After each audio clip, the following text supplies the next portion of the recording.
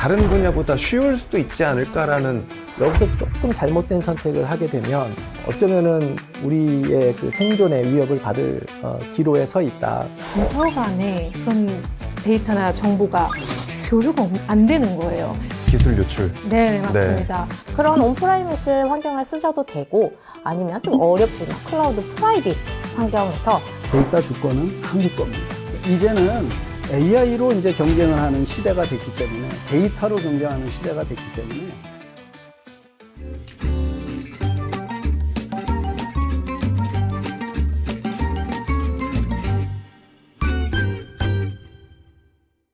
네, 대한민국 경제 성장을 견인한 대한민국 경제의 대동맥이자 모세혈관이기도 한 제조업이 많은 도전을 받고 있다고 합니다. 신규 제조신흥 강국들과의 경쟁만으로도 바쁘게 돌아가고 있는데 여기에 더해서 AX 그리고 그 이전에 데이터 연결에 대한 문제, 여러 문제들을 마주하고 있다고 하는데요. 자, 오늘 저희는 대한민국 제조업의 미래를 위한 데이터 연결에 대해서 이야기를 나눠볼 거고요. 이 네 분과 함께 하겠습니다. 안녕하십니까? 안녕하세요. 네. 어떤 일을 하시는지 되게 궁금하기도 하고 제조업과 또 AI 분야에 대해서 되게 궁금증들이 많이 있거든요. 자, 먼저 우리 윤병동 교수님께서는 지금 서울대 기계공학과 교수님으로 재직 중이시면서 또 CEO로서 또 겸직도 하고 계시다고 제 얘기를 들었는데 진짜 바쁘실 것 같아요. 저는 2005년부터 그 대학에서 이제 기계공학을 가르쳐왔고 관련된 연구를 진행해 왔습니다. 제가 주로 해왔던 연구는 산업인공지능 분야이고요. 인공지능을 어떻게 산업에 적용하느냐를 이제 지속적으로 연구해 왔습니다. 이거를 연구실에만 두지 말고 조금 더 우리 사회에 기여할 수 있는 부분을 좀 찾아보자 해서 창업을 이제 결심하게 됐고요. 제가 큰 일을 한다기보다는 어쨌든 사회에 우리 산업에 유익한 일을 하려고 노력을 하고 있고요. 동시에 제가 학교에서 산업인공지능센터 센터장도 같이 맡고 이제 진행을 하고 있습니다. 그거를 조금 더 이제 제조 분야에 특화해서 제조 AI 네이티브 팩토리라는 개념을 가지고 그 관련된 이제 그 제품과 사업을 영위하고 있고요. 회사가 그간 이제 성장을 하면서 올해는 그 상장 준비도 좀 시작을 했고요. 그래서 올 연말에는 이제 상장 신청을 하게 되고 아마 내년 초에는 회사를 코스닥 시장에서 볼 수 있지 않을까 기대하고 있습니다. 축하드립니다. 아유, 감사합니다.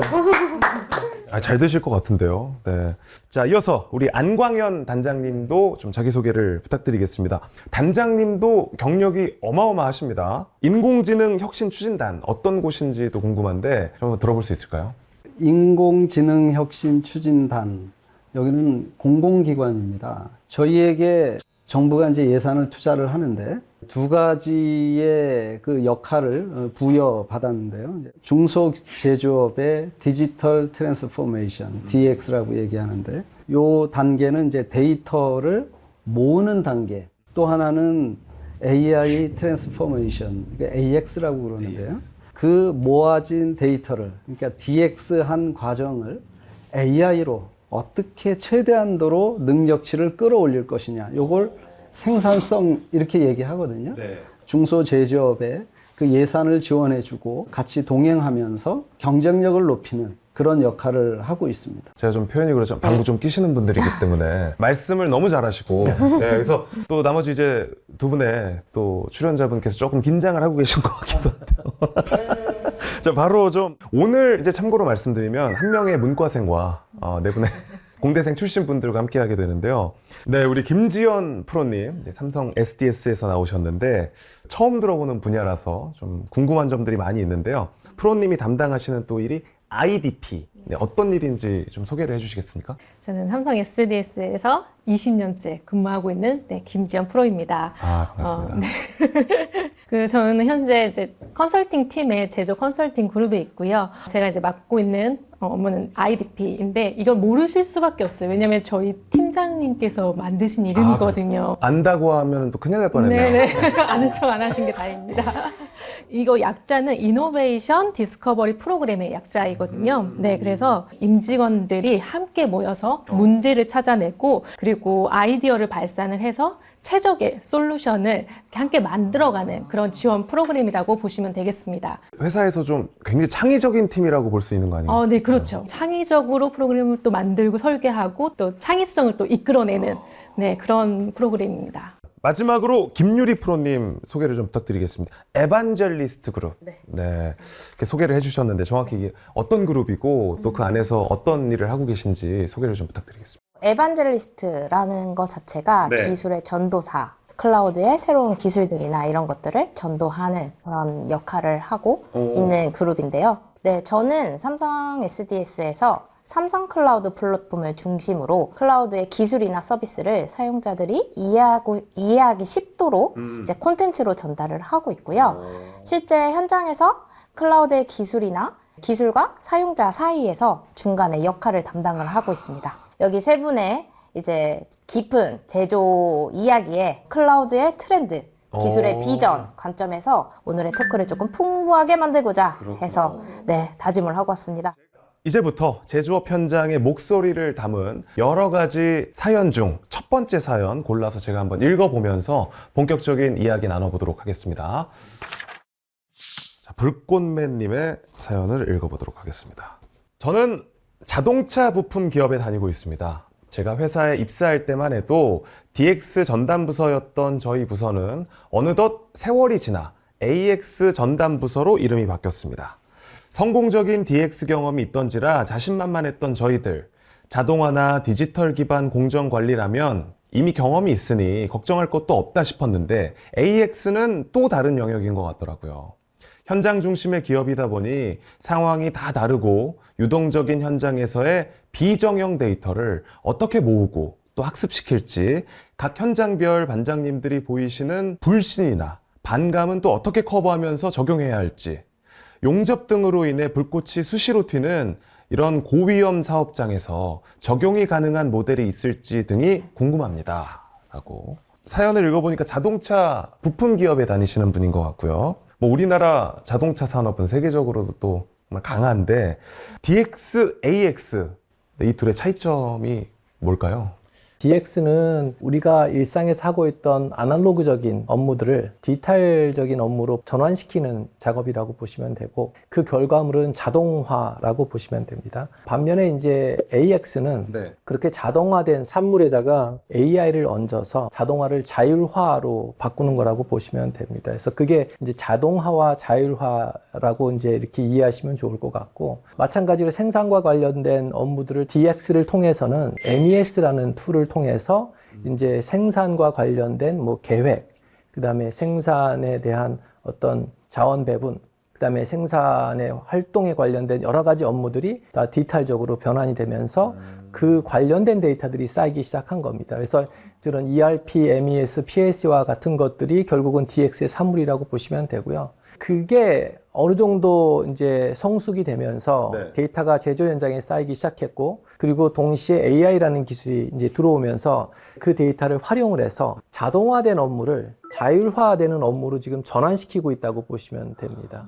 저는 사례 가지고 좀 설명을 하겠습니다. 일단 ID 모드라고 하는 패션, 옷 만드는 회사예요. 이 옷을 만들려면 이제 치수도 재고, 그 다음에 이제 디자인도 하고 막 그렇잖아요.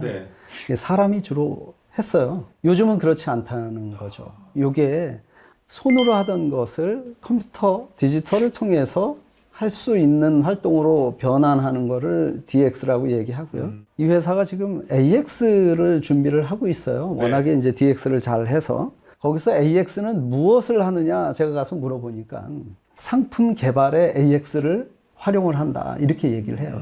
그러니까 글로벌의 패션 트렌드가 어떤지 과거에는 디자이너가 책을 보거나 이제 혼자 스스로 학습을 통해서 했다면, 지금은 AI 도구를 활용해서 가장 최첨단의 가장 유행하는 트렌디한 그런 패션을 만드는 상품 기획까지도 AI로 가져가겠다라고 이제 포부를 얘기를 하는 겁니다.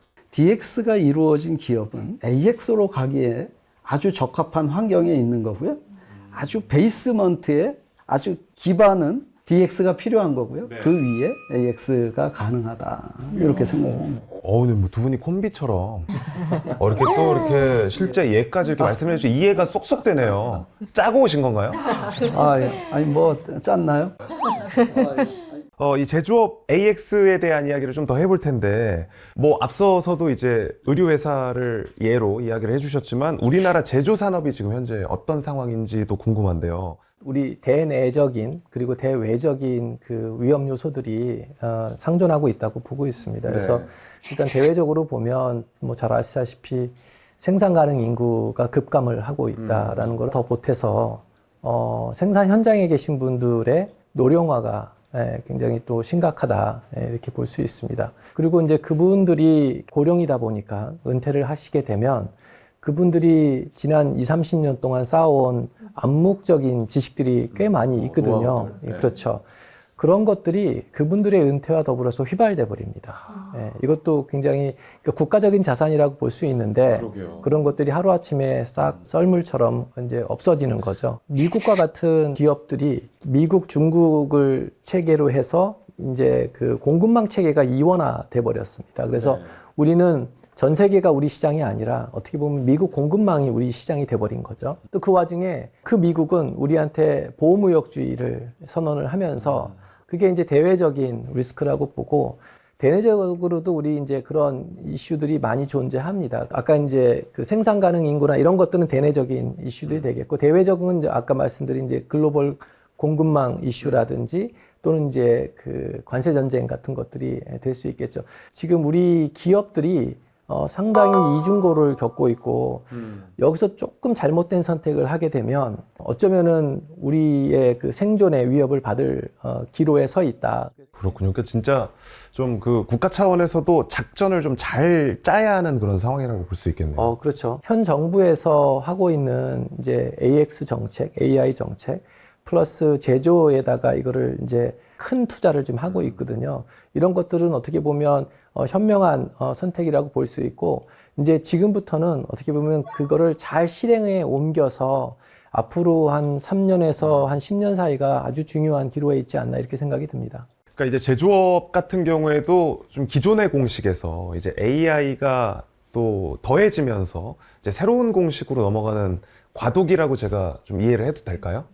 근데 이제 저는 이제 업계 밖에서 이렇게 지켜보다 보면 제조업은 뭔가 이렇게 딱딱딱 가는 분야라는 그 이미지가 있어서 AI 기술을 적용하는 게 좀 다른 분야보다 쉬울 수도 있지 않을까라는 생각이 들기는 해요. 제 생각에는 제조 현장이 그 AI를 적용하기에 아주 어려운 상황이라고 보시면 됩니다. 반대로 우리가 이제 흔히 언어 모델 그러면 언어는 규칙이 있거든요. 그렇기 때문에 그 데이터만 많이 있다 그러면 그 규칙을 학습하는 데는 결국 리소스와 데이터가 충분하다면 얼마든지 가능하다고 봅니다. 반면에 이제 제조 현장을 가보면 같은 업종이어도 제조 라인이 다르게 구축이 되고 같은 라인이어도 데이터가 다르게 읽힙니다. 그렇기 때문에 그 제조 현장의 이질성, 올라오는 데이터가 다 같지 않고 불확실합니다. 노이즈도 많고 시간에 따른 운전 상황에 따른 변화가 많은 거죠. 그렇기 때문에 이질적이고 불확실한 상황을 학습하는 것은 더더군다나 어렵습니다. 우리나라가 갖고 있는 강점 중에 하나라면 우리가 그래도 DX가 잘 정착이 된 제조 라인이 있고 거기서부터 나오는 다른 나라에서 갖고 있지 않은 무한한 데이터들이 지금 쌓이고 있습니다. 그래서 이런 것들을 우리가 잘 체계적이고 전략적으로 활용할 수 있다 그러면 아마도 우리가 제조 강국 그 이상을 뛰어넘을 수 있지 않을까 이렇게 생각을 합니다. 우리 김지연님은 어떻게 보세요? 저는 이제 SDS 컨설팅에서는 거의 대기업이나 중견기업 대상으로 자주 만나게 되는데요. 네, AX는 확실히 핫한 화두인 것 같습니다. 근데 만나본 대부분의 고객들이 POC나 파일럿 이런 것들은 이제 진행을 다 해본 상태고, 그리고 현재는 AX 전담 조직까지 이제 구성을 해서 좀 확산을 하려고 하고 있는데 이게 잘 확산이 잘 안 되고 있어요. 근데 그 이유를 좀 들어보면 아까 사연에서도 좀 나왔듯이 현장이 좀 반감 이런 것들이 있는데 그 이유가 AI 뭔가 기능을 만들어서 너네 이제 써봐 이렇게 했는데 이게 실질적으로 도움이 안 되는 거예요. 네, 제가 이제 말씀드리고 싶은 건 현장의 니즈를 잘 파악하는 것이 되게 중요하다. 네, 이런 말씀을 드리고 싶고요. 최근에는 그래서 그런지 이제 공통 그런 AI 솔루션을 많이 도입을 하고 있거든요. 예를 들어서 뭐 SDS의 패브릭스라든가 오픈 AI의 챗GPT 엔터프라이즈, 네, 이런 솔루션을 또 사용해서 현장에 이제 직원들이 자신의 업무에 활용할 수 있게끔 직접 이제 에이전트를 만들어서 쓸 수 있게끔 그렇게 기업에서 많이 제공하고 있는 상황입니다. 특히 좀 일터에서는 원래 일하던 방식이 있는데 그걸 이제 좀 외부에서 이렇게 바꿔봐라 하면 사실 좀 거부감이 생기기 마련이죠, 그렇죠? 우리 김유리 프로님께서 사연 들으면서 공감을 많이 하셨는데 어떻게 보세요? 네, 앞에서 세 분께서 말씀해 주신 것처럼 AX가 지금 현재 핫한 화두가 되고 있는데요. 네.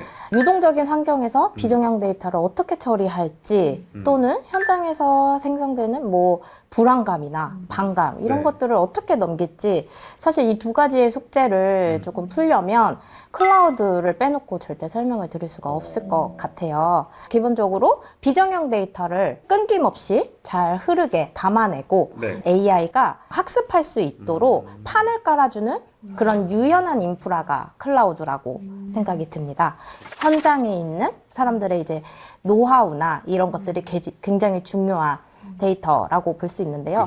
불안하고 재산이니까. 맞습니다. 그래서 클라우드 자체에서 그런 보안이 강력하게 좀 돼야 되는데요. 데이터가 새어나가지 않는다는 그런 확신이 들면 현장에서도 분명히 어느 정도 마음이 열리게 되는 거죠. 저는 공감이 되는 게 우리도 뭐 사진이나 영상 같은 거 이렇게 클라우드 사서 보관하잖아요. 근데 그게 가족들끼리 나눠서 데이터 쓸 수 있잖아요. 이제 저도 가족들이 같이 이거 사놨으니까 많이 남으니까 같이 쓰자 하는데 그걸 처음 할 때 너무 불안한 거예요. 그러니까 내 사진을 뭐 우리 엄마가 보면 아니, 뭐 제가 숨길 건 없지만 근데 뭐 이제 당연하죠. 그냥 예. 불안하잖아요. 그냥 뭔가 이렇게 검열당할 수 있다는 게. 근데 기업들은 얼마나 불안하겠냐고, 그죠? 이제 클라우드에 이렇게 또 재산을 이렇게 업로드한다는 것 네, 자체가. 보안이 가장 네. 중요한 부분이기도 하죠. 자, 그러니까 이제 그 네 분이 말씀을 해주시는 부분들을 종합해 보면 DX를 고도화하고 또 AI를 활용하기 이제 좋은 환경으로 만드는 게 중요한 것이 핵심인 것 같은데요. 우리나라의 제조업의 특성 때문에 좀 이런 병목 현상들이 일어나는 것 같다라고 좀 짚어주실 만한 부분들이 있을까요? 저는 크게는 이제 세 가지라고 보는데 그 중에 하나는 지금 어느 정도 해결이 되고 있어요. 첫 번째는 결국 사람의 인식이거든요. 아까도 잠깐 말씀해 주셨는데 현장에 가면 현장에서 AX를 접하는 어떤 인식이 아직 경직되어 있습니다. 하지만 이제 지난 10여 년 동안 그 부분은 많이 개선이 돼서 지금은 그래도 벽이 조금 낮아졌다라고 볼 수 있고요. 그래서 시간이 지나면서 또 특히나 요즘같이 AI가 막 이렇게 성행을 하면서 허물어지고 있다고 보고 있고 두 번째가 저는 데이터라고 보고 있고 세 번째는 암묵지라고 보고 있습니다. 그래서 현장에 가보면 현장에 데이터 많다고 하세요. 예, 근데 막상 그 데이터를 가지고 AI 모델을 태우려고 하면 쓸만한 데이터는 별로 없습니다. 예, 그 이유는 아까도 잠깐 말씀드렸는데 제조 현장을 가보면 굉장히 이질적이고 그다음에 노이즈도 많고 결과적으로는 이제 우리가 다루기 힘든 상황이라는 거죠.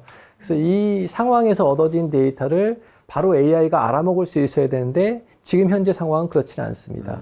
ERP, MES, PLC에서 올라오는 데이터는 다 형태가 제각각이고 시간도 동기 안 돼 있고 노이즈도 많아요. 그래서 이거를 AI가 알아먹을 수 있는 데이터로 바꿔주는 작업이 필요합니다. 그걸 소위 이제 AI ready 데이터라고 부르고 규격화되고 쉽게 우리가 이해할 수 있는 데이터 형태로 바꿔주는 작업이 1차적으로 필요하다. 이게 돼야 양질의 데이터 환경이 조성이 되고 비로소 이제 AI 모델들이 이제 계속적으로 이제 모델 고도화가 될 수 있다고 보고 있습니다. 그래서 두 번째 문제는 암묵지인데 아까 잠깐 제가 그런 말씀을 드렸죠. 우리 산업 현장의 고령화가 지금 심각하고 또 그분들이 은퇴하시면서 그분들이 갖고 있는 암묵지가 휘발돼 버린다. 근데 이 부분을 시간이 더 지나기 전에 빠르게 암묵지를 형식화시키고 디지털 지식으로 전환시키는 작업이 저는 선행돼야 된다고 보고요. 많은 경우에 인터뷰 형식으로 해서 끌어내는 작업이 필요하고 그리고 그 업무적인 지식으로 습득돼 있기 때문에 온톨로지와 같은 기술을 가지고 그 분들이 갖고 있는 체화되어 있는 그런 기술들을 끄집어내는 작업이 필요합니다. 그래서 이거를 좀 빠르게 우리의 국가 자산으로 만들기 위해서 지금 산업부에서는 암묵지를 형식화시키고 디지털 자산으로 만드는 작업을 기획을 하고 있습니다. 그래서 좀 마음이 급하시겠어요. 왜냐면 매일매일 많은 노하우들이 지금 다 은퇴를 지금 하고 있는 거잖아요. 그렇죠. 예. 그래서 이제 그 예를 좀 하나 설명을 드릴게요. 우리나라 방산 업체의 모 대표님께서 1980년대 후반에 그 미국의 락히드 마틴에 가서 그때는 이제 마치 가서 뭐든지 배우려고 갔는데 가서 이제 자기가 모르는 지식이 있으면 주변에 그 엔지니어들한테 물어보면 다 그냥 술술 답이 나왔답니다. 그러다가 이제 코로나 바로 직전에 한 2018년도에 또 같은 기관에 갈 일이 있었는데 막상 가서 보니까 물어볼 사람이 없답니다. 그러니까 이제 이미 미국은 이런 산업 고도화를 진행을 하면서 저희보다도 먼저 암묵지를 갖고 계신 분들이 이미 은퇴를 하신 거예요. 예. 그 암묵지식이 이미 자산화가 안 됐기 때문에 이 AIX로 넘어가는데 굉장히 많은 허들이 있다고 저는 보고 있습니다. 골든타임이라고 할까요? 뭐 그 시간을 놓친 국가들도 있지만 우리는 지금 이제 조금 속도를 낸다면 잡을 수 있는 상황이다. 그렇다고 저는 생각합니다. 네. 국가의 경쟁력을 올릴 수 있는 아주 좋은 토양이 한국에 있는데 그게 이제 제조업인 거죠. 그게 저희는 병목 현상의 그 하나의 문제가 같이 연장선상에서 데이터의 이제 표준을 얘기 안 할 수가 없어요. MES에서 보내주는 데이터, 또 PLC도 잠깐 나왔어요. 그런 용어가 있습니다. 거기서 보내주고 받고 하는 그 데이터가 표준이 안 돼 있으면 서로 주고받지 못하는 상황이 되면 그건 무용지물인 거죠. 그래서 잘 맞출 수 있도록 시스템을 까는 게 1차적으로 중요하고 연결이 중요하다. 그런 작업들이 매우 필요한 거고 그렇게 됐을 때 표준화된 데이터들끼리 이 옆에 A 공장 데이터랑 B 공장 데이터랑 연합할 수 있는 환경이 또 되는 거거든요. 근데 연합할 수 있는 환경은 표준화에 있다. 그래서 병목의 개념은 데이터 표준화해서 좀 한번 찾아봐야 되지 않을까? 뭐 이렇게 생각을 합니다. 아, 그렇군요. 이제 뭐 데이터의 중요성에 대해서 말씀을 해주셨습니다.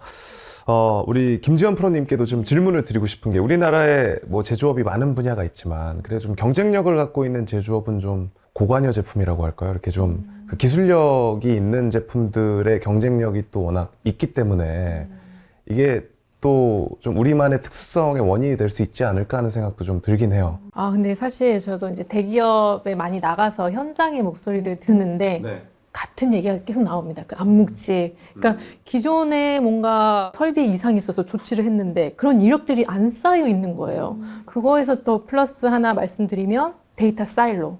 네, 부서 간에 그런 데이터나 정보가 교류가 안 되는 거예요. 이게 가장 큰 이유가 보안이거든요. 기술 유출. 네, 맞습니다. 네, 보안은 되게 신경 쓰는데 그래서 제조업에서는 클라우드보다는 온프레미스 환경을 버릴 수가 없는 거예요. 그래서 뭐 생산, 구매, 품질 각각의 그냥 레거시 시스템에 그냥 데이터는 쌓아두고 이게 약간 크로스 펑셔널한 관점에서는 잘 활용을 못하고 있는 그런 상황이거든요. 네, 이런 문제가 현재 있습니다.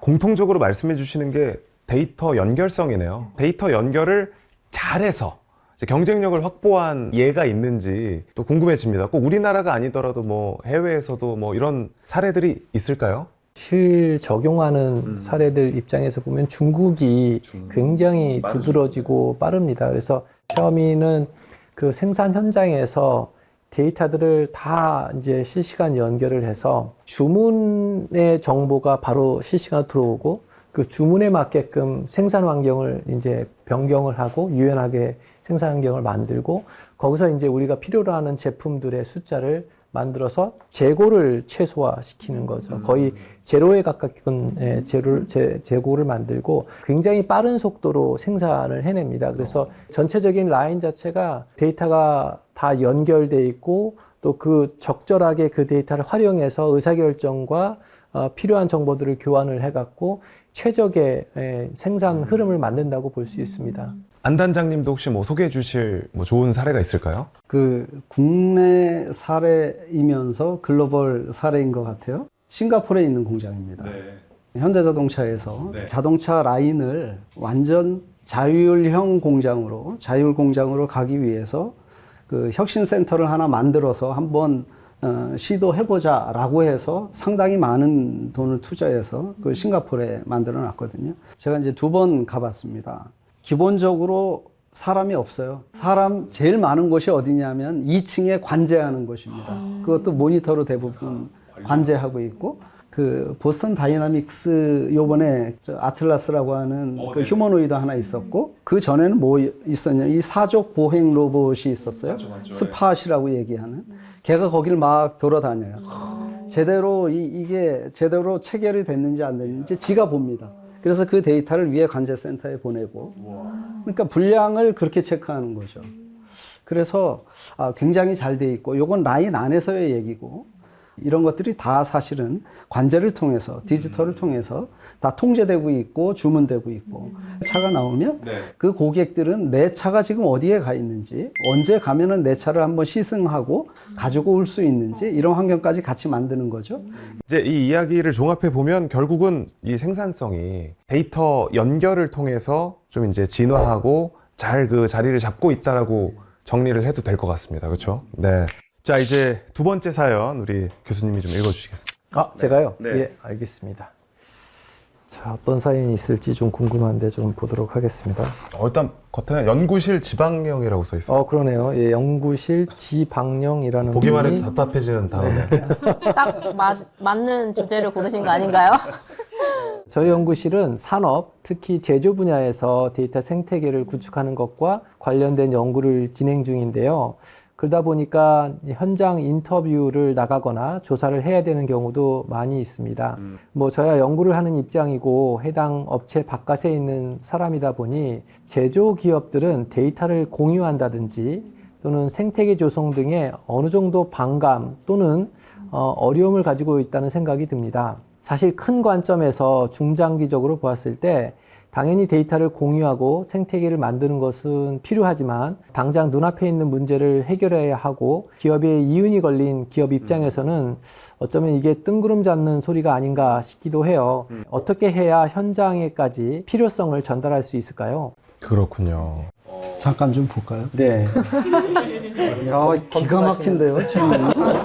우리 회사로 한번 픽업해야지 될 것 같아요. 이런 인재가 그죠? 예, 좀 알려주세요. 여기 제작하시는 분들. 좀 바로 이제 예, 연락처 한번 주시죠, 지방령. 좋습니다. 일단 그 이분은 이제 제조 산업에서 데이터 생태계 구축을 하는 일을 하고 계신 것 같고, 이제 아까 말씀하셨던 그 현장 인터뷰 이야기도 지금 좀 나오는 것 같아요. 김지연 프로님께 좀 여쭤보고 싶어요. 어떻습니까? 현장의 목소리를 좀 많이 듣게 될 것 같은데, 네네. 지금 사연 보면서 좀 공감을 하셨나요? 많이 공감이 되고요. 근데 사실 이 데이터 생태계라는 그런 개념이 현장에서는 많이 보편화되지 않은 그런 개념입니다. 네. 근데 현장의 그런 니즈를 듣다 보면은 어떻게 보면 이 데이터 생태계랑 좀 연결성이 있는 그런 니즈들을 또 많이 듣게 되거든요. 뭐 예를 들어서 정확한 그런 품질 추적을 위해서 뭐 납품사의 품질 데이터가 필요한다든지 아니면 유럽의 그런 환경 규제 이런 거에 또 대응하기 위해서 탄소 발자국을 이제 그 공급망 전체로 계산이 또 필요할 때가 있거든요. 맞아요. 네, 그런 니즈에서 이게 좀 연결이 되어 있다 그런 게 좀 느껴지고요. 그리고 특히나 요즘 같은 그런 국제 정세에서는 공급망이 되게 불안하잖아요. 그런 리스크를 좀 대응하기 위해서는 이런 데이터 생태계를 구축하는 게 좀 필요하지 않을까 네, 이런 생각을 해봤습니다. 뭐 저도 오늘 뭐 제조업과 AI에 대해서 이야기를 이렇게 본격적으로 나누고 있지만, 사실 이제 업계에 있지 않은 상황에서는 좀 뭐 뉴스들이나 이야기를 전해 듣다 보면은 좀 되게 피부에 와닿지는 않거든요.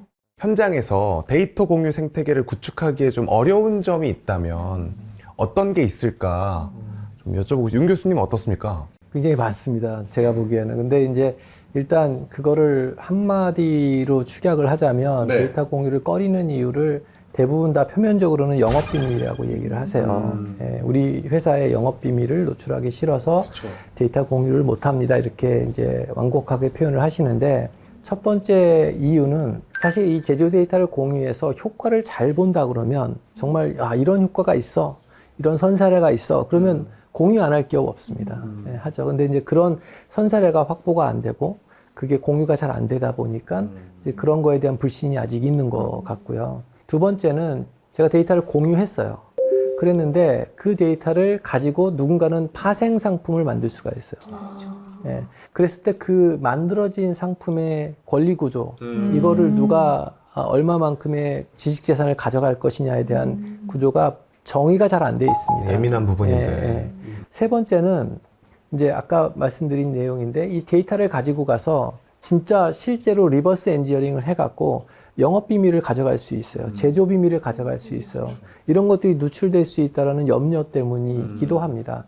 그 제조 데이터라는 거를 모든 데이터가 다 공이 같은 수준의 데이터는 아니에요. 어떤 데이터는 굉장히 민감한 데이터이기도 하고 어떤 데이터는 그렇지 않은 데이터도 있습니다. 그래서 데이터를 아주 뭐 민감한 데이터부터 그렇지 않은 데이터까지 등급을 좀 나눠서 조금 더 차등적으로 관리할 수 있는 구조를 만드는 게 필요하다고 봅니다. 그래서 이제 이 문제를 어떻게 해결할 거냐, 이게 이제 중요하다고 좀 보는데, 첫 번째는 일단 AI 팩토리 같은 성공 사례들을 빠르게 발굴을 해서 그런 것들을 자꾸 홍보하고 이런 선사들이 있다라는 거를 자꾸 이야기를 해줘야 데이터를 공유할 필요성을 느끼게 만들 것 같아요. 두 번째는 제조 데이터라는 거에 대한 현물 자산 가치를 우리가 측정할 수 있는 뭔가 도구가 필요합니다. 내가 제조 데이터를 이렇게 공유하면 이게 단순히 데이터가 아니라 그거에 상응하는 현물 가치가 있다라는 걸 정의할 필요가 있습니다. 명확하게. 그래야지만, 그렇죠. 그래야지만 이거로 인해서 파생되는 어떤 이제 그 지식 재산을 우리가 어떻게 가치를 매길지를 정의할 수 있을 것 같고요. 올리면서도 이제 뭐 손해 본다는 느낌을 가져가지 않게끔. 그렇죠. 예. 예. 서로 윈윈이 될 수 있게끔 구조화 시킨다고 보시면 될 것 같습니다. 그리고 이제 세 번째는 그 제조 데이터 관련해서 이게 정말 영업적인 비밀과 얼마나 연관성이 있는지를 각 기업에서 이거를 좀 파악할 필요가 있습니다.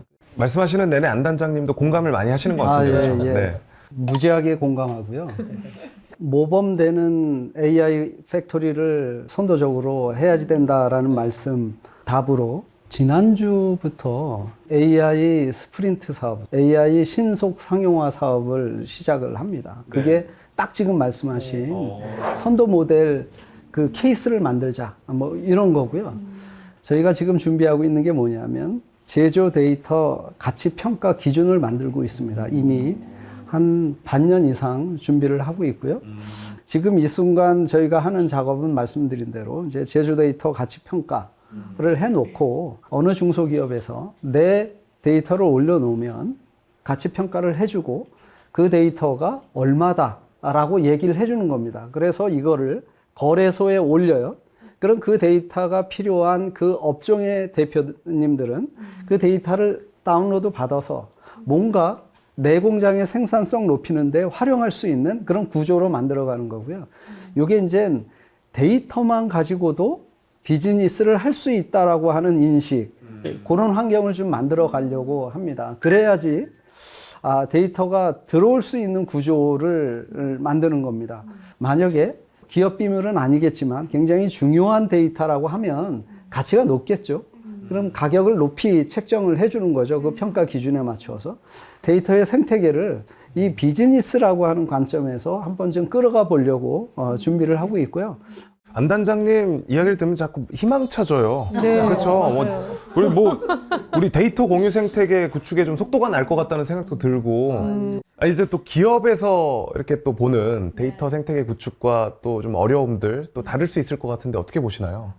현장의 목소리를 좀 네. 담아서 말씀을 드리자면, 일단 이제 대기업 같은 경우는 되게 양질의 데이터들을 많이 보유하고 있잖아요. 이거를 뭔가 오픈을 했을 때, 공유를 했을 때 네. 다른 기업에서 더 이익이 되지 않나, 이러면 되게 우려가 있고, 그리고 파트너분들, 그러니까 협력사분들은 대기업의 자기네들 데이터를 공유를 한다면 이게 그 혜택이 대기업만 독식하는 그런 게 되지 않을까, 이런 불신을 또 가지고 있고요. 좀 와닿는 단어로 하자면 좀 빨리는 거 아니야? 뭐 이런. 그죠? 그렇죠. 확실히 와닿았습니다. 네, 네. 그런 걱정을 할 수밖에 없죠. 그렇죠, 네. 그렇죠. 그리고 현장에 이제 직원들을 또 생각해 보자면, 본인이 갖고 있는 데이터를 이제 공유를 했을 때, 뭐 아까 사연에서도 나왔지만, 이게 내 일을 뭔가 줄여주는 게 아니라, 이게 뭐 내가 가지고 있는 노하우나 그런 기술들이 그냥 무용지물의 것이 되는 게 아닐까, 이런 철값에 파는 거 아닌가. 네, 그런 우려가 이제 있다고 볼 수 있겠습니다. 기업들이 생태계 참여를 꺼리는 이유들이 또 뭐 더 있을까요? 네, 지금 다 말씀해주신 부분들이 좀 맞는 말인 것 같아요. 지금 네. 거의 종합해보면 데이터에 대한 보안. 어쨌든 이 데이터를 잘 활용을 하기 위해서는 맞춤형 보안 체계가 잘 만들어져야 된다고 생각을 해요. 어떻게? 그냥 막연하게 보안이 잘 돼야 돼. 이런 게 아니라 한 세 가지 측면에서 조금 바라보면 이제 인프라, 아니면 LLM, 서비스 이런 관점에서 조금 볼 수 있을 것 같아요. 그래서 인프라 보안이라고 하면 공장이나 현장에서 보시면은 사실 지금 현재로는 온프라이미스 환경을 좀 많이 쓰시잖아요. 네. 그런 온프라이미스 환경을 쓰셔도 되고 아니면 좀 어렵지만 클라우드 프라이빗 환경에서 이제 어떤 환경에서든 통합 보안 체계를 조금 같이 해서 튼튼한 울타리를 먼저 만들어야 된다고 생각이 들고요. 그다음에 LLM 같은 경우에는 사실 기본적으로 저희가 일반적인 뭐 퍼블릭 AI 데이터를 쏟아 보니까 당연히 우리의 핵심 기밀 데이터가 누출될 수도 있다라는 염려가 있을 수 있죠. 그래서 그렇게 되면 그것보다는 오히려 자체 LLM을 갖추는 건 어떨까? 그런 튼튼한 울타리에 그 안에서만 학습을 시킬 수 있는 그런 LLM 보안도 있고 아니면 서비스적으로 한 번 더 데이터에 대한 암복호화를 해가지고 조금 더 자물쇠로 한 번 더 잠그면 조금 보안에 더 단단해지지 않을까라는 생각을 조금 의견을 드려봅니다. 그렇습니다. 네 분이 말씀해주신 부분들이 또 잘 적용된 그런 해외 모범 사례들이 있지 않을까 싶은데. 독일 사례를 말씀을 드릴 수 있을 것 같아요. 네. 가이아X라고 하는 전략적 협의체라고 이해하시면 됩니다. 이니셔티브인데 그걸 이제 한국말로 얘기하면 전략적 협의체. 이제 각 국가별로 모여서 데이터를 같이 공유할 수 있는 환경을 만들자라고 하는 게 이제 캐치프레이즈고요. 그거를 버티컬적으로 좀 봅니다. 그게 뭐냐면 산업별로 나누어서 또 X를 그 안에 놓는데 자동차 산업인 경우는 카타나 X 이렇게 얘기를 합니다. 카타나 X의 전략적 협의체 안에 들어오면 그 안에서 데이터는 상호 운용이 가능한 환경을 만들어 줍니다. 그러면 제일 선단에는 누가 있냐면 B 컴퍼니들이 있어요. BMW, 벤츠 이런 회사들이 있고 그 아래는 1차 협력업체들이 들어와 있죠. 2차 협력업체들이 들어와 있고 그 다음에 이제 1차, 2차, 3차 협력업체에 한국의 업체들도 글로 들어갑니다. 그러면 카타나 X에서 얘기하는 그 데이터 표준을 준용을 해야지 그 안에 받아주거든요. 그 안에 들어가면 영업이 저절로 되는 겁니다. 데이터가 상호 운영할 수 있는 환경을 만들면 그래 저기는 믿을 수 있어. 그러니까 벤츠나 BMW가 이 A라고 하는 창원에 있는 자동차 부품 업체에 오더를 하는 거죠. 부품 오더를. 그러면 그야말로 이 기업은 로컬에서만 있다가 글로벌로 뻗어나갈 수 있는 환경을 만드는 거죠. 이게 데이터의 플랫폼이고 독일이 사실은 굉장히 앞서서 이런 것들을 좀 준비하고 있습니다. 그 독일의 카타나 X가 이제 그거를 선도해서 자동차 기업들이 이제 탄소 발자국을 공급망 생태계 안에서 얼마나 배출을 하는지를 좀 알고 싶은데 이 공급망 내에서 서로 데이터 교환이 안 되니까 그걸 데이터를 교환할 수 있는 데이터 공유 플랫폼을 만든 거거든요. 그게 상호 운영성이라는 전제하에. 그래서 그게 잘 운영되고 있고, 일단 자동차 업체에서는 아까 말씀하신 이제 탄소 발자국 측면에서 사용하고 있고, 거기 또 SAP나 GF 같은 이제 전자회사들은 또 그 전자제품에다가 이런 것들을 품질 관점에서, 그러면 완성품이 나오면 완성품에 불량이 생겼을 때 이 불량이 조립에 의한 건지 아니면은 공급업체에서 불량품을 제공한 건지를 판단하기 위해서 각자 품질 관련된 데이터들이 서로 이렇게 공유될 수 있는 플랫폼을 여기서 제공하고 있다고 보고요. 그거를 좀 뒤따라가는 게 이제 일본의 우라노 X라는 게 또 있습니다. 일본도 이제 비슷한 과정을 거치고 있고 이제 도요타나 이제 덴조 같은 회사들이 자동차 관련해서 품질과 그 탄소 발자국 관점에서 이걸 활용하고 있고 거기도 이제 파나소닉이라든지 미쓰비시 전자가 이제 그런 어떤 것들을 이제 전자 제품에다가 적용하고 있다고 보고 있고요. 우리나라도 조금 뒤늦긴 하지만 올해 그 KMX라는 이제 제조 데이터 공유 플랫폼이에요. 그게 이제 올해 사업이 나와서 우리나라도 그런 이제 공유 플랫폼을 만드는 작업을 시작했다고 볼 수 있습니다. 우리는 또 워낙 또 속도 내는 데는 또 장점이 있다 보니까 네, 엄청나죠. 금방 따라잡을 수 있지 않을까라는 생각이 들고요. 또 이미 선례가 있으니까 우리 국내 제조업도 좀 이제 데이터 연결의 거부감을 좀 많이 없애고 빨리 따라갈 수 있으면 좋겠다라는 생각이 듭니다. 그러니까 정부가 DX, 그다음에 AX 하는데 마중물의 예산을 지원해 줄 테니 거기서 나오는 데이터의 일부는 또 공공에서 활용할 수 있도록 좀 이렇게 문을 열어달라 이런 정도의 메시지로 이제 협약을 하고는 있습니다. 그래서 다양한 방법을 통해서 이렇게 만들어가고 있습니다. 예. 굉장히 좋은 말씀 해주셨고 저도 공감합니다. 그리고 저도 이제 데이터가 정말 핵심이라고 좀 보고 있어서 제조 현장에서는 첫 번째로는 정부 차원 이 제조 데이터를 관장하는 곳에서 데이터 거버넌스 체계를 좀 정부 차원에서 만들 필요가 있다고 봅니다. 예를 들면 데이터를 공유하는 기업한테는 인센티브를 주는 거죠. 예. 정부 차원의 유인책 같은 게 좀 그런 필요하다는 거죠. 말씀이죠. 또 기업 차원에서의 거버넌스 체계도 필요합니다. 아까 잠깐 말씀드린 데이터를 등급제로 구분을 하고 어떻게 관리할 수 있는 관리 체계를 정의하고 그리고 데이터를 생성만 할 게 아니라 폐기하는 거에 대해서도 우리가 정의할 필요가 있습니다. 이런 전반적인 것들이 기업 차원에서 거버넌스 체계라고 봅니다.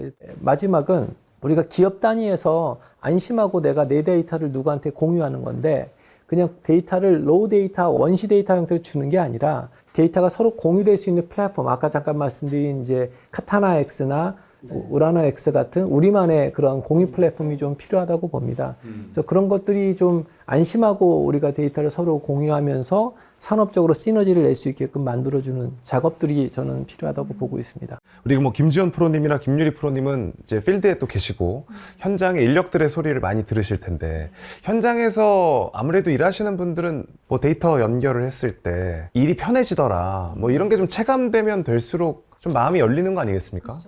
이분들의 거부감을 좀 줄일 수 있는 방법은 정말 데이터를 활용을 해서 이분들의 고충이 주는 그런 경험을 시켜주는 삶이 겁니다. 나아져요. 퇴근이 네. 빨라지고. 네, 네, 맞습니다. 그렇죠. 그래서 예를 들어서 뭐 작업 일지나 이런 뭔가 품질 기록, 이런 매일 쓰는 것들을 AI를 통해서 자동화해 준다던가 아니면은 설비 뭐 고장이 났을 때 아까 말씀하셨던 그런 예측, 계획적인 그런 설비를 점검을 한다던가 이러면 정말 야근이 없어지는 거죠. 네, 이런 것들을 경험을 했을 때 AI에 대한 그런 인식이 또 좋아지고 자연스럽게 그런 거부감도 낮아질 거라 기대가 되고 있습니다. 그래서 하나 또 강조드리는 것은 이렇게 탑다운 방식으로 뭐 AI 이런 거 써 이게 아니라 정말 바텀업 방식으로 그 현장의 임직원들이 겪고 있는 그런 고충에서 출발을 해야 된다. 그걸 다시 한번 강조드리고 싶습니다. 지금 말씀해주신 이런 데이터들의 이제 보안, 그리고 아까 말씀해주신 AI, 이런 것들이 사실 구동이 되려면 결국은 아랫단에 클라우드라는 게 완전히 격리된 프라이빗한 그런 곳에서 활용, 이런 것들을 할 수 있다고 생각이 되거든요. 그래서 저는 이제 클라우드, 보안, 이게 되게 중요하다고 생각해요. 오늘 뭐 데이터 연결에 대해서 이제 각자 이제 또 주목하고 계신 부분들에 대해서 말씀을 해주셨는데 이 컨텐츠는 뭐 기업은 당연하고요. 뭐 정부도 그렇고 좀 필수적으로 좀 시청을 하도록 우리가 장려를 해야 되는 게 아닌가. 확실히 밀어야 될 것 같아요. 자, 이제 마지막 세 번째 사연으로 가보도록 하겠습니다. 세 번째 사연은 누가 혹시 어떤 게 좋을까? 이게 뭔가 손대기가 겁나인데요. 한번 읽어보도록 하겠습니다. 저희는 제조업 기반의 기업입니다. 몇 년 전부터 실적이 하락하며 지난해에도 역시 부진을 피하지 못했습니다. AI 도입으로 터닝 포인트를 만들어 보려고 하는데 저희 공장만 냅다 AI를 도입하고 공정 프로세스를 재구축한다고 해서 될 문제가 아니라는 것을 알게 되었습니다. 얽혀있는 협력사만 컨택하기도 까마득한데 협력사 자체와 엮인 2차, 3차, 하청업체까지 생각하면 AI 제조 공장을 구축하려고 할 때 어떤 단계로 진행을 해야 될지 플랜을 짜기가 쉽지 않습니다. 구축을 위해 기업 솔루션 업체에 컨택하기 전 대략적인 단계라도 좀 알아보고 싶습니다. 어떤 스테이지에 걸쳐서 데이터를 공유, AI 활용하면 좋을까요? 라는 사연이었습니다. 사연 내용은 AX를 해야 하는 걸 너무 잘 알고 있는데 어떻게 해야 될지 모르겠다라는 고민이 담겨 있는 것 같고요. 뭐 기업 솔루션 업체 컨택을 하더라도 내가 좀 이게 어떻게 돌아가는 건지 좀 과정이라도 좀 알 수 있으면 좋겠다.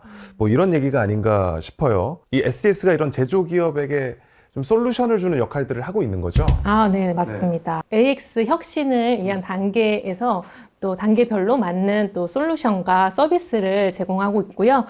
특히 제가 이제 속한 컨설팅 팀에서는 그 도입을 이제 고려하는 단계에서 유스 케이스를 빠르게 발굴할 수 있는 그런 부분에서 도와드리고 있고, 그리고 유스 케이스가 이제 발굴이 되면 우선 과제를 먼저 선정을 한 다음에 이제 POC나 파일럿을 해서 효과를 검증하는 그런 단계를 또 거치게 되는데, 그때 또 저희 SDS 컨설팅 팀에 많은 제조 전문가분들이 계셔서 그런 부분에서 또 지원을 해드리고 있습니다. 그리고 또 현재 뭐 기업의 DX나 AX의 현황이 어떻게 되는지, 뭐 수준이 어떻게 되는지 이런 것들도 많이 궁금해 하시는데, SDS에서 자체적으로 보유하고 있는 DX, AX 그 진단 툴이 있거든요. 네, 그걸로 빠르게 또 진단을 해드려서 어느 정도 수준이 있는지, 그리고 어느 부분이 문제가 있는지, 개선 포인트가 무엇인지 진단을 하고 답을 드리는, 네, 그런 역할들을 수행하고 있습니다. 예, 아무래도 뭐 기업에 도입을 한다고 하면 좀 부담스럽기도 하고 되게 좀 막막하게 느껴질 것 같은데, 어쨌든 예를 들어 지금 사연처럼 제조기업이 전사 차원에서 이렇게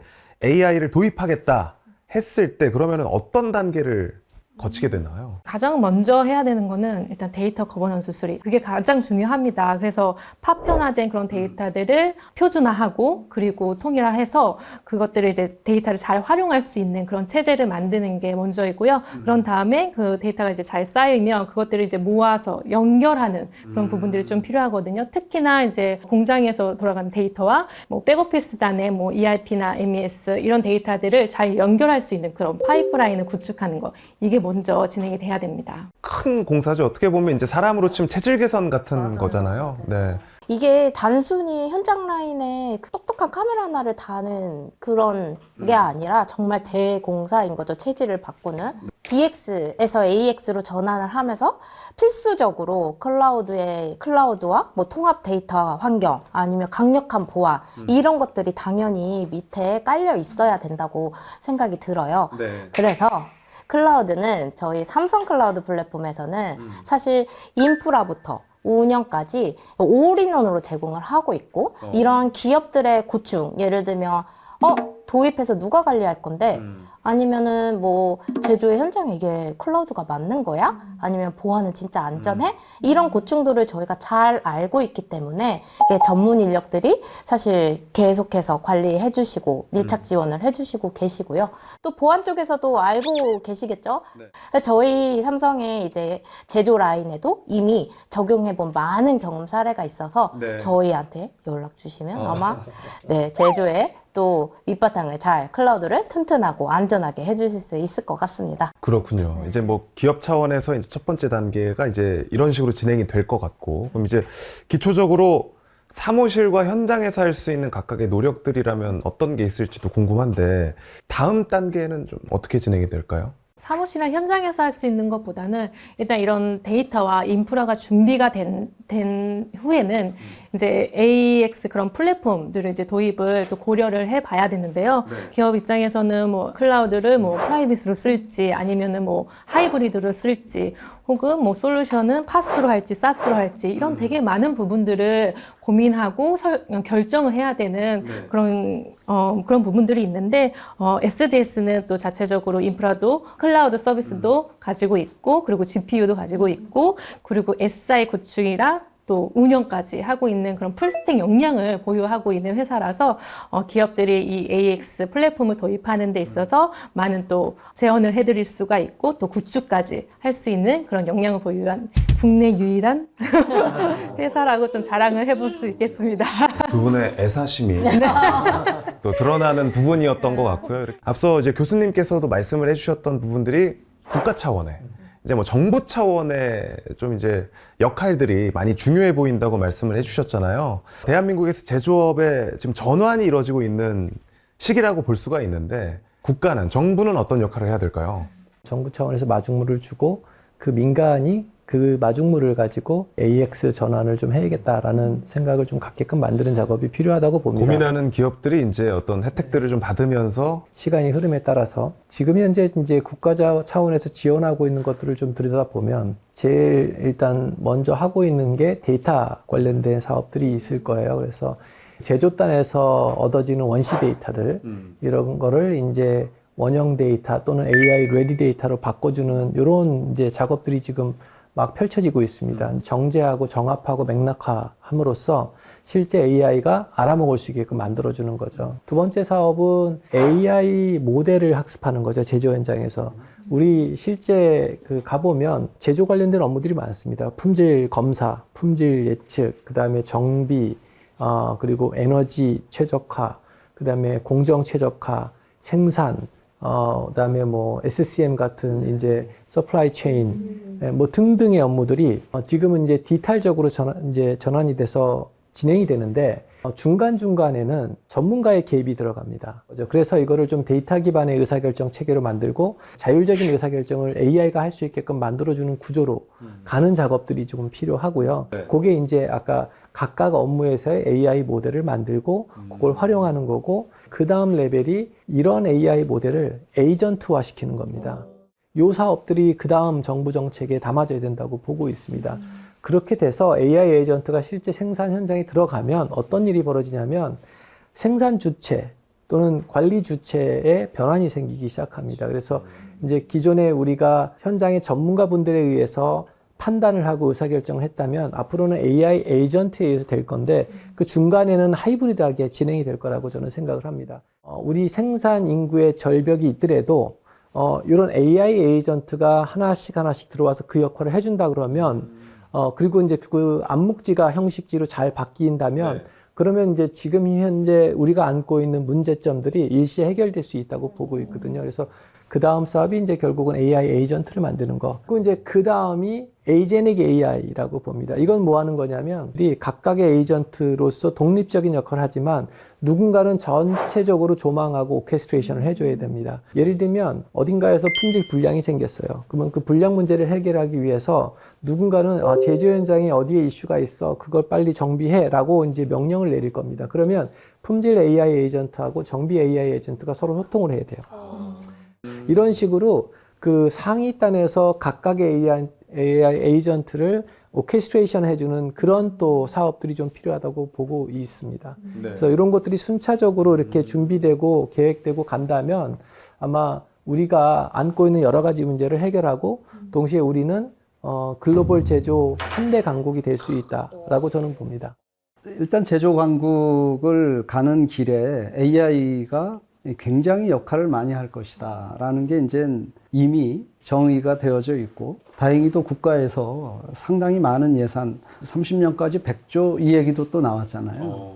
저는 뭐 중소벤처기업부 산하에 있는 기관이기 때문에 중소기업 입장에서 좀 말씀을 드리자면 중소기업은 당연히 플랫폼으로 접근을 해야지 된다라고 보는 거예요. 왜냐하면 그게 쉽거든. 중소제조업들이 잘 활용할 수 있는 그런 환경을 만드는 게 너무 중요하다 이런 생각이 들고 그런 측면에서 지금 뭐 SDS도 그렇고 다양하게 플랫폼을 통해서 접근성을 이렇게 높여주는 그런 활동은 매우 중요하다 이런 생각을 하고 있습니다.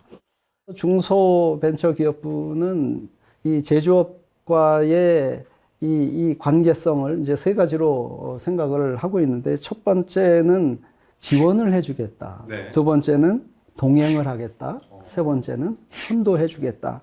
지원은 굉장히 열악한 중소기업. 우리가 지원을 해 드릴 테니까 같이 한번 갑시다 이거고요.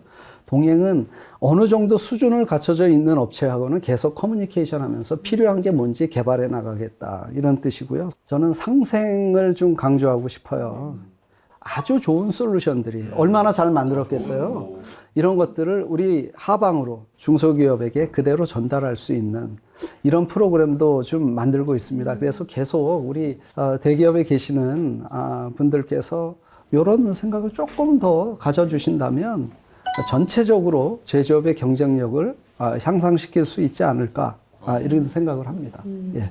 플랫폼도 그렇고 방법도 그렇고 제도도 마련을 해야겠지만 이제 구축을 진행한다면 구축 과정에서 우리가 모범 사례로 볼 만한 해외 어떤 그런 플랫폼이 있을까요? 제조업에서 한 30년 정도 일을 했습니다. 네, 자동차 만드는 H 자동차. 그러다가 지금은 이제 공공에서 한 3년 반 정도 공공기관장으로 일을 하고 있는데요. 그러니까 이게 시각이 다른 거예요. 아까 처음부터 지금까지 데이터 얘기할 때 제가 이제 표준 얘기를 좀 많이 했잖아요. 표준은 한국 게 아닙니다. 표준은 글로벌의 영역이다라고 저는 생각을 합니다. 왜냐하면 한국만의 표준은 의미가 없기 때문에 그래요. 그러니까 우리가 그 표준에 잘 되어 있는 아키텍처를 그냥 가져가자. 그래서 요거는 글로벌 영역이기 때문에 우리가 벤치마킹을 해야지 된다라고 생각하는 거고요. 근데 문제는 그 다음입니다. 그럼 데이터 주권은 어디 거냐라는 거죠. 데이터 주권은 한국 겁니다. 그래서 한국의 데이터 플랫폼을 가져가야지 된다라는 생각을 갖고 있는 거고요. 정부도 정확히 그 방향, 그 지점을 가지고 지금 달려가고 있는 거거든요. 이 한국이 가지고 있는 이 데이터의 다양성, 이거는 그 어떤 나라도 따라올 수가 없다. 생각해 보세요. 세계 3위의 자동차 회사 한국에 있어요. 세계 1위, 2위의 반도체 회사 한국에 있습니다. 조선 거의 뭐 1, 2, 3위 안에 들어와 있잖아요. 배터리는 어때요? 그렇잖아요. 철강 또 어떻습니까? 이런 국가가 없다는 얘기예요. 한국이 기반이 너무 잘 돼 있고 과거에 대기업들이 그렇게 경쟁지향적으로 가면서 그 아래 많은 중소제조업들이 품질을 매우 올려놓은 거예요. 그러니까 이 품질을 가지고 글로벌로 뛰어들어갈 수 있는 그런 환경이 한국에 가지고 있다는 얘기죠. 이제는 품질이 아니라 AI로 이제 경쟁을 하는 시대가 됐기 때문에, 데이터로 경쟁하는 시대가 됐기 때문에 이제는 그 품질 기반 위에 데이터를 한국 주도권, 한국의 주권, 데이터 주권, 이거를 가지고 글로벌로 한번 펼쳐나간다면 굉장한 그런 성과가 있지 않을까. 그리고 또 우리 기업의, 우리 한국의 제조업, 3대 제조 강국, 이거가 그렇게 멀지 않은 시기에 올 수 있겠다. 제가 너무 흥분했어. 네, 지금 말씀에 저도 지금 좀 애국심이 너무 임계치에 애국심이 지금 너무 높아졌어요. 지금 말씀 들으면서. 죄송합니다. 이게 좀 자제를 해야지 되는데 이게 나이가 드니까 안 돼, 이게. 미안합니다. 눈물 흘리시는 거 아니시죠? 아니. 네. 그러니까 이 안전한 주권적 환경 위에 우리 건강한 그 산업 데이터 공유 생태계가 마련이 된다면 한국 제조업의 미래는 밝을 것이고 글로벌 시장을 이끌어갈 것이다. 뭐 이런 말씀 아니십니까? 지금 눈물이 나네요. 너무 감사합니다. 가슴이 벅차 올라가지고 이렇게 들으면서. 지금 말씀하신 거에 한 가지만 제가 보태면, 저는 이제 또 학교에서 왔다 보니까 저는 이제 AI형 인간이 아니라 AI를 잘 활용하는 인간, AX형 인간이 지금 빠르게 육성돼야 될 필요가 있습니다. 데이터 중요하고 AI 모델 중요하고 인프라 중요하지만 또 우리가 빼놓을 수 없는 게 AX형 인간. 그래서 이제 예전에는 우리가 창의적인 사람, 열심히 일하는 사람이 필요했다면 앞으로는 AI 툴링을 잘하는 사람, 커맨딩 AI를 잘하는 사람, 이런 사람이 인재들이 더 필요하다고 봅니다. 그래서 그런 방향으로 우리도 자꾸 우리가 바라보는 인재상을 좀 바꿔야 된다고 생각합니다. 네. 오늘 저희가 모여서 처음에는 이제 좀 어떤 그 문제점을 좀 짚으면서, 그리고 또 뭐 병목 현상 뭐 이야기를 하고 했었는데, 마지막에는 이렇게 좀 뭐랄까 개안되는 느낌이라고 할까요? 뭔가 미래가 밝게 느껴지고요. 자, 오늘 이렇게 네 분을 모시고 제조업과 AX 그리고 데이터 생태계에 대한 이야기를 쭉 나눠봤습니다. 마지막으로 드리고 싶은 말씀은 이 컨텐츠는 무조건 좀 재판매가 여러 곳에 좀 돼야 되지 않나, 뭐 그 정도로 좀 양질의 컨텐츠가 마련됐다는 좀 자부심을 가지면서 오늘 이 시간은 아쉽지만 마무리를 해야 되겠습니다. 정말 알찼던 제조 산업 이야기 여기서 인사드리겠습니다. 네 분 너무 고생 많으셨습니다. 감사합니다. 고맙습니다. 감사합니다. 감사합니다.